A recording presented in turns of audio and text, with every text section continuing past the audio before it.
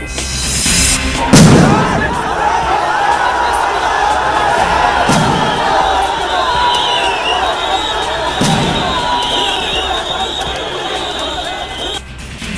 অভিমুখে প্রকৌশল শিক্ষার্থীদের যাত্রায় পুলিশের বাধা, সংঘর্ষ, ধাওয়া পাল্টা ধাওয়া, সুপারিশ প্রণয়নে জ্বালানি উপদেষ্টাকে প্রধান করে ৮ সদস্যের কমিটি গঠন।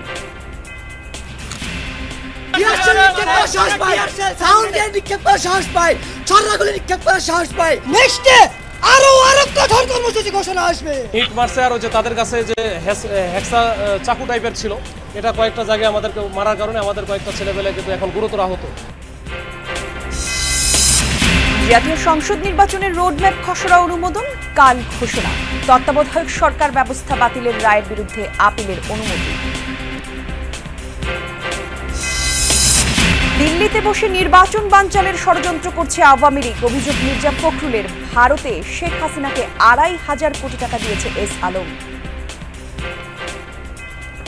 দিল্লিতে বসে ২৫০০ কোটি টাকা দিয়ে দিয়েছে এবং পরিকল্পনা করেছেন কিভাবে এই চাকরিকে ব্যবহার করে তারা বাংলাদেশের নির্বাচন বন্ধ করবে এবং হাসিনাকে আবার দেশে ফিরিয়ে আনবে। প্রচার প্রচারণায় জমে উঠেছে ডাকসু নির্বাচন।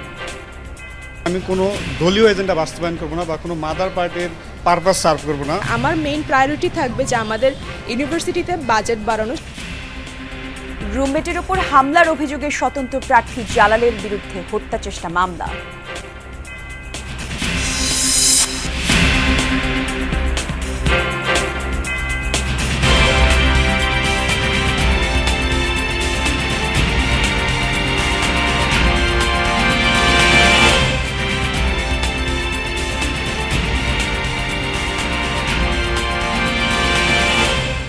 আমন্ত্রণ যমুনা নিউজে দর্শক, আপনাদের সঙ্গে আমি জান্নাতুল কলি আছি। শুরুতেই শিরোনামগুলো দেখছিলেন।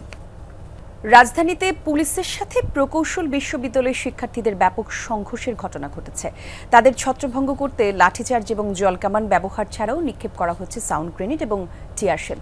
এ সময় বেশ কয়েকজন শিক্ষার্থী ও পুলিশ সদস্য আহত হন। এর আগে লং মার্চ টু ঢাকা কর্মসূচিতে সকাল থেকে শাহবাগ মোড়ে অবস্থান নেয় প্রকৌশলী শিক্ষার্থীরা। দুপুরে তারা প্রধান উপদেষ্টার বাসভবন যমুনার অভিমুখে যাওয়ার চেষ্টা করলে হোটেল ইন্টারকন্টিনেন্টালের সামনে বাধা দেয় পুলিশ।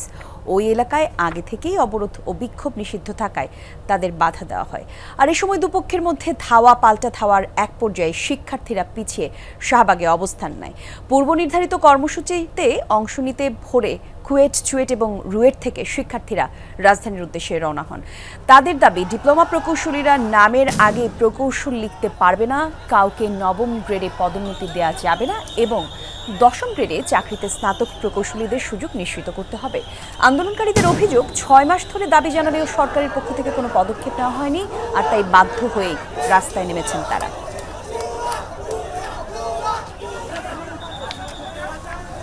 আমরা শাহবাগের দিকে যাচ্ছিলাম, তারপর শাহবাগের সবার সাথে একসাথে আমরা এই বাংলা মোড়ে অগ্রসর হলাম। আমাদের উপরে সাউন্ড গ্রেনেড হামলা করেছিল। আমরা তীব্র নিন্দা জানাই। আমাদের হাতে কিছু ছিল না। আমরা বিশ্বাস করি আমরা শান্তিপূর্ণ আন্দোলন নিয়ে ঢাকা এসেছিলাম। আমরা কোনো ধরনের ভায়োলেন্ট অ্যাকশনে যাই নাই। আমরা আমাদের ন্যায্য অধিকার চাই। এই অধিকারের জন্য আমরা 6 মাস আন্দোলন করছি। প্রথম থেকে খুবই সফট, নমনীয় ভূমিকা পালন করেছি। আমরা ধরতেও যাই না, তারপরে কিন্তু তারা খুবই অ্যাগ্রেসিভ, এখনো দেখেন খুবই অ্যাগ্রেসিভ। তো এইটা তো আসলে হইতে পারে না। বিধান হচ্ছে এখানে আসতে পারবে না, কিন্তু তারপরে তারা হচ্ছে স্টুডেন্ট, যেহেতু তারা বারবার জোর করে আসতে চায়। এখন তারপরে আমরা অনেক সময় আমরা বাস্তবতা বিবেচনা করে আমরা কিন্তু খুব সফটলি হ্যান্ডেল করি। কিন্তু এখন মানে প্রধান উপদেষ্টার বাসভবনে যদি যায়, সেক্ষেত্রে আসলে তো আমাদের আর কিছু করার থাকে না। দর্শক, এই ঘটনার আরো বিস্তারিত কিছু তথ্য আমাদের সহকর্মী শওকত মঞ্জুর শান্ত আমাদেরকে জানাবেন। শান্ত, এই যে ব্যাপক সংঘর্ষের ঘটনা ঘটলো দুপুরে, তারপর শিক্ষার্থীরা এখন কি অবস্থানে আছেন, সেখানকার সবশেষ পরিস্থিতি জানতে চাই। শিক্ষার্থীরা কোথায় অবস্থান করছেন সেই তথ্য একটু জানাবেন। বলি, আমরা এখানে ৩টা থেকে অবস্থান করছি এবং এখানে এখন পর্যন্ত যেই চিত্র দেখেছি, শিক্ষার্থীরা কিন্তু শাহবাগ এবং এই ইন্টারকন্টিনেন্টাল পর্যন্ত যেই সড়কের অংশ রয়েছে এখানে অবস্থান করছেন এবং এখন পর্যন্ত বলতে হবে যে তাদের যে অবস্থান, সেই অবস্থান কিন্তু শান্তিপূর্ণ রয়েছে। নতুন করে আর কোনো সংঘর্ষ অথবা জটিলতার কোনো ঘটনা কিন্তু এখানে ঘটেনি। এবং আরেকটি তথ্য বলতে চাই যে মন্ত্রিপরিষদের পক্ষ থেকে কিন্তু একটি কমিটি গঠন করা হয়েছে এবং যেটিকে আসলে সভাপতিত্ব করছেন জনাব মোহাম্মদ ফাউজুল করিম খান, উপদেষ্টা বিদ্যুৎ, জ্বালানি ও খনিজ মন্ত্রণালয়। তার নেতৃত্বে 8 সদস্যের একটি কমিটি গঠন করা হয়েছে, যেখানে বলা হয়েছে যে প্রকৌশল পেশায় বিএসসি ডিগ্রিধারী এবং ডিপ্লোমাধারী পেশাগত দাবিসমূহের যৌক্তিকতা পরীক্ষা নিরীক্ষা পূর্বক সুপারিশ প্রণয়নের নিমিত্তে এই কমিটি গঠন করা হয়েছে। তবুও শিক্ষার্থীদের পক্ষ থেকে আমরা যেটা জানতে পেরেছি, তারা কিন্তু তাদের অবস্থানে অনড় রয়েছেন এবং শুধুমাত্র আমরা দেখেছি যে কিছুক্ষণ আগে পুলিশ সদস্যরা এসে যাতে যেই যমুনা সংলগ্ন যে সড়কটি রয়েছে অন্য পাশে, সেই সড়কটি যাতে যান চলাচল করতে পারে সেটির জন্য আসলে শিক্ষার্থীদেরকে একটু ভেতরে প্রবেশ করানো হয়েছে।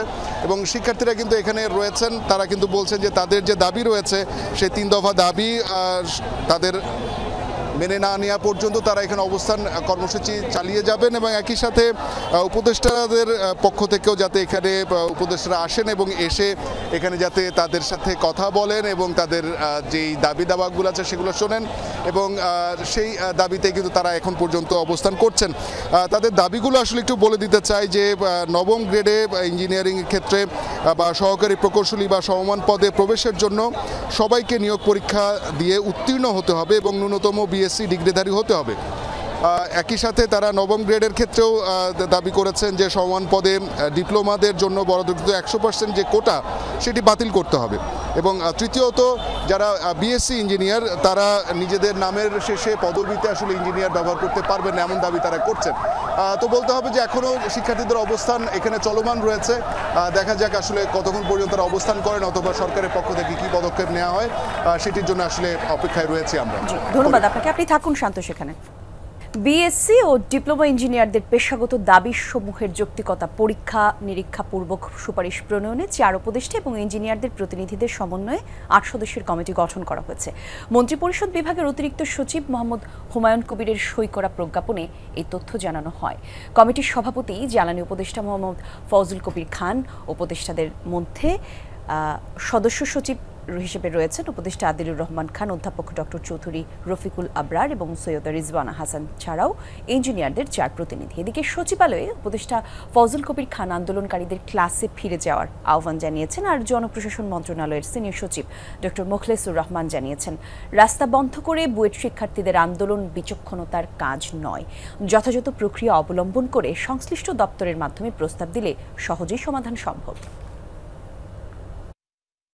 উপদেষ্টা 4 জন ছাড়াও এই যে যারা আছেন ডিগ্রি ইঞ্জিনিয়ারদের প্রতিনিধি, ডিপ্লোমা ইঞ্জিনিয়ারদের প্রতিনিধি, সবার প্রতিনিধি সমন্বয়ে আমরা আলাপ করে আমরা সিদ্ধান্ত নিই। তো সুতরাং তাদের তো এখন আর এখানে রাস্তায় অবস্থান করার কারণ নাই কিংবা অন্য কোথাও যাওয়ার কোনো প্রয়োজন নেই। জায়গা মতো প্রস্তাবটা আসতে হবে, আপনি এটা রাস্তায় সমাধান হবে না। তারা তাদের এই বিষয়গুলো স্মারকলিপি আকারে এবং অনেকে কিন্তু এগুলো নিয়ে অনেক ভালো রিসার্চ করেছেন, তাদের কাছে আইন কানুন আছে, ওগুলো যদি অ্যাটাচ করে দেয় আমরা অল্প সময়ে এটার সমাধান করে দিতে পারব।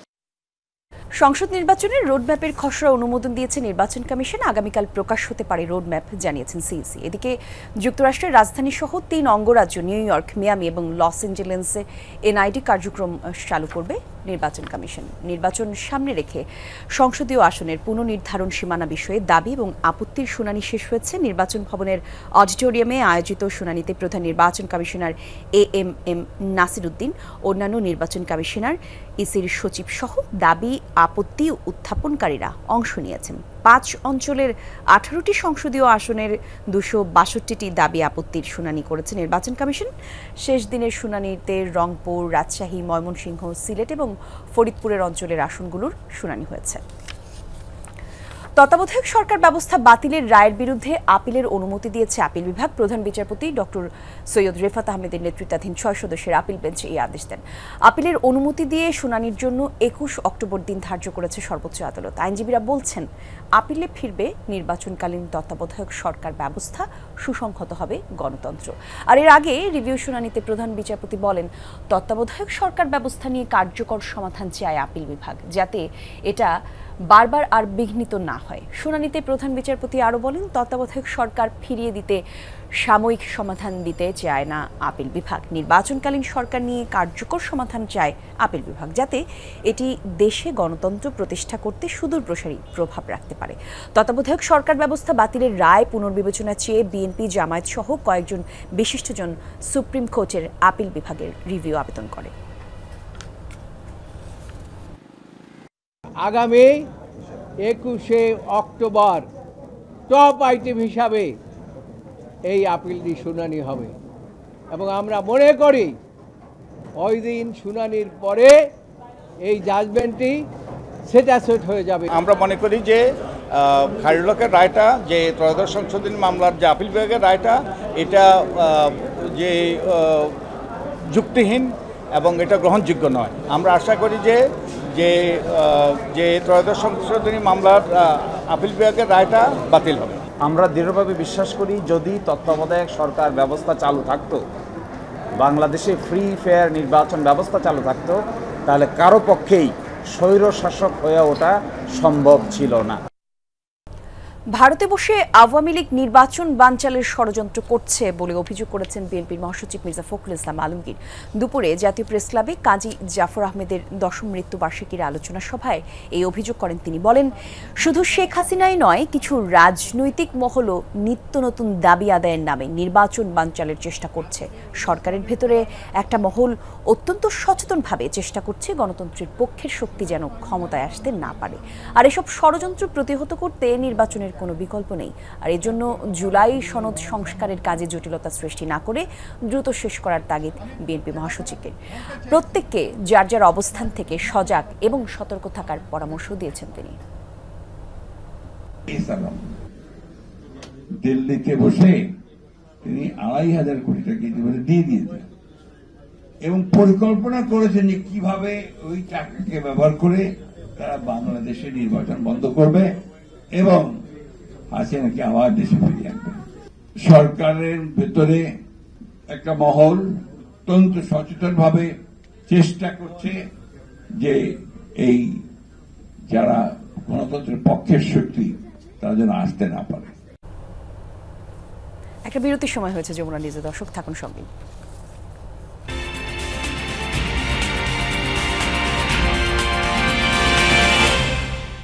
সংসদীয় আসনের পুনর্নির্ধারণ সীমানার বিষয়ে দাবি এবং আপত্তির শুনানি শেষ হয়েছে। এ বিষয়ে গণমাধ্যমের সাথে কথা বলছেন ইসি সচিব আখতার আহমেদ। কিছুক্ষণ আগেই তিনি কথা বলছিলেন। আর এই বিষয়ে আরও বিস্তারিত তথ্য আমরা জানাবো। এই পর্যায়ে অন্যান্য খবরে যাচ্ছি আমরা। ঢাকা বিশ্ববিদ্যালয়ে দ্বিতীয় দিনের মতো চলছে ডাকসু নির্বাচনের প্রচারণা। সকাল থেকে ক্যাম্পাসের বিভিন্ন অংশে লিফলেট, হ্যান্ডবিল বিতরণ করেন প্রার্থীরা।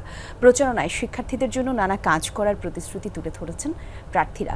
আর ক্যাম্পাস প্রাঙ্গণে নিয়ম বহির্ভূতভাবে টাঙানো ব্যানার, ফেস্টুন অপসারণ করা হয়েছে। প্রচারণার দ্বিতীয় দিন সকাল থেকেই শিক্ষার্থীদের কাছে পৌঁছানোর চেষ্টা প্রার্থীদের। কেন্দ্রীয় লাইব্রেরির সামনে লিফলেট বিতরণ করে জানান দিচ্ছেন প্রার্থীতার করেছেন শিক্ষার্থীদের নানা সুযোগ সুবিধা প্রদানের অঙ্গীকার। এমন বড় বড় কোনো কথা বলবো না যাতে হচ্ছে পরবর্তীতে আমরা সেই অনুযায়ী কাজ করতে না পারি। আমাদের মূল লক্ষ্য হচ্ছে শিক্ষার্থীদের কথা শোনা। আমাদের যে সেন্ট্রাল লাইব্রেরি আছে সেই লাইব্রেরি হচ্ছে আধুনিকায়ন করা, এটা নিয়ে আমি কাজ করব। যে বাজেটগুলো আমাদেরকে আসবে সেগুলো যেন সুষ্ঠুভাবে স্টুডেন্টদের কাজে লাগে, সেই জিনিসটা আমি নিশ্চয়তার কাজ করব। এবারের ডাকসু নির্বাচনে সম্পাদক পদগুলোতে লড়ছেন এমন শিক্ষার্থীরা যাদের এর আগেও সংশ্লিষ্ট বিষয় নিয়ে কাজ করার অভিজ্ঞতা আছে। বিজয়ী হলে শিক্ষার্থীদের দাবি আদায়ে তা কাজে লাগাতে চান তারা। পরিবহন নিয়ে কাজ করার জন্য যে অভিজ্ঞতাটা প্রয়োজন, যে মাঠ পর্যায়ের অভিজ্ঞতাটা, সেটা আমার রয়েছে এবং শিক্ষার্থীরা যদি আমাকে ভোট দেয় তাহলে আমি তাদের পরিবহনে ইতিবাচক পরিবর্তন আনতে কাজ করতে পারবো। মুক্তিযুদ্ধ এবং 24কে তো আসলে মুখোমুখি দাঁড় করিয়ে দেওয়ার কিছু নেই। ক্যাম্পাস জীবনে একটা দীর্ঘ সংগ্রামের যাত্রা আছে এবং সব জায়গাতেই আমি চেষ্টা করেছি যে মুক্তিযুদ্ধের ধারণাটাকে সামনে রেখে আমার সংগ্রামগুলোকে এগিয়ে নিয়ে যেতে। আনুষ্ঠানিক প্রচারণায় বিলবোর্ড, ব্যানার লাগানোর সুযোগ নেই। তারপরও অনেকে তা স্থাপন করেছিলেন। সেসব অপসারণ শুরু করেছে কর্তৃপক্ষ। কঠোরভাবে আচরণবিধি মানার কথা বলা হয়েছে কমিশন থেকে। তবে এরই মধ্যে বেশ কিছু আচরণবিধি লঙ্ঘনের অভিযোগও করেছেন প্রার্থীরা। যেভাবে আচরণবিধি দিয়েছি সেইভাবে টাস্কফোর্স কাজ করবে এবং কোনো ধরনের লঙ্ঘিত হলে, সেটা প্রমাণিত হলে সেখানে যেভাবে শাস্তির কথা বলা আছে সেগুলো আমরা বাস্তবায়ন করব। এবার ডাকসু নির্বাচনে ২৮টি পদের বিপরীতে লড়ছেন ৪৭০ জন প্রার্থী। শাকিল হাসান, যমুনা নিউজ, ঢাকা। জাতীয় কবি কাজী নজরুল ইসলামের ৪৯তম শাহাদাত বার্ষিকীতে তার সমাধিতে শ্রদ্ধা জানিয়েছে কবির পরিবার সহ বিভিন্ন রাজনৈতিক সংগঠন। নজরুলের চেতনায় দীক্ষিত হয়ে সব অপশক্তিকে রুখে দেওয়ার অঙ্গীকার করেন শ্রদ্ধা জানাতে আসা সবাই। বলেন, ব্রিটিশ বিরোধী আন্দোলন থেকে ২৪-এর গণঅভ্যুত্থান সব জায়গায় জাতীয় কবির পঙ্কিত অনুপ্রেরণা জুগিয়েছে। এসব কালজয়ী সৃষ্টিকর্ম বহির্বিশ্বে তুলে ধরার আহ্বান জানিয়েছেন কবি স্বজনরা। ঝাঁকড়া চুলের বাবরি দোলানো কাজী নজরুল নেই বহুদিন। সময়ের হিসেবে প্রায় ৫ দশক নজরুল হারা বাঙালি জাতি। তবু প্রয়াণ দিবসে সাহস ও দ্রোহের জাতীয়ভাবে স্মরণ করছে বাঙালি। ঢাকা বিশ্ববিদ্যালয়ে কবি সমাধিতে শ্রদ্ধা নিবেদনের আনুষ্ঠানিকতা শুরু ভোর থেকেই। ফুল দেয়া হয় ঢাকা বিশ্ববিদ্যালয়ের বিভিন্ন সংগঠন, গবেষক, সামাজিক ও রাজনৈতিক সংগঠনের পক্ষ থেকে। কবিকে স্মরণ করা হয় গান, কবিতায়। কিভাবে আমাদের একাডেমিক এবং প্র্যাকটিসিং জগৎকে প্রতিফলিত করবে সে সম্পর্কেও তিনি কিছু ধারণা দিয়েছেন। এসেছিলেন কবি পরিবারের সদস্যরাও। কবির নাতনি খিলখিল কাজী বলেন, জাতীয় জীবনে কবি যে অবদান রেখেছেন তা সবার জানা উচিত। পাশাপাশি নজরুলের সৃষ্টিকর্মকে বহির্বিশ্বে পৌঁছানোর দাবি জানান তিনি। সকল স্কুল কলেজের কাছেও একটা আবেদন থাকলো, যারা যেন অবশ্যই নজরুলের রচনা এবং তার জীবন কর্মকে সকল ছাত্রছাত্রীদের মাঝে, সকল মানুষের কাছে ছড়িয়ে দেন। কবির সমাধিতে ফুল দিয়ে শ্রদ্ধা জানান বিএনপি সিনিয়র যুগ্ম মহাসচিব রুহুল কবির রিজভী। তিনি বলেন, কাজী নজরুল ইসলামের চেতনাকে ধারণ করে সংগ্রাম চালিয়ে এসেছেন বিএনপির চেয়ারপারসন খালেদা জিয়া ও ভারপ্রাপ্ত চেয়ারম্যান তারেক রহমান। রমজানের আগেই সুষ্ঠু নির্বাচন অনুষ্ঠিত হবে বলেও আশা প্রকাশ করেন। যে চেতনা তিনি গোটা জাতিকে দিয়েছেন, সেই চেতনাকে ধারণ করেই আমরা আমাদের প্রিয় নেত্রী, দেশনেত্রী বেগম খালেদা জিয়া এবং আমাদের দলের নেতা, ভারপ্রাপ্ত চেয়ারম্যান, তিনি সংগ্রাম পরিচালনা করেছেন। সকালের মধ্যেই ফুলে ফুলে ছেয়ে যায় কবির সমাধিস্থল। অস্থায়ী মঞ্চে চলে গান সহ সাংস্কৃতিক পরিবেশনা। লামিয়া তিথি, যমুনা নিউজ, ঢাকা।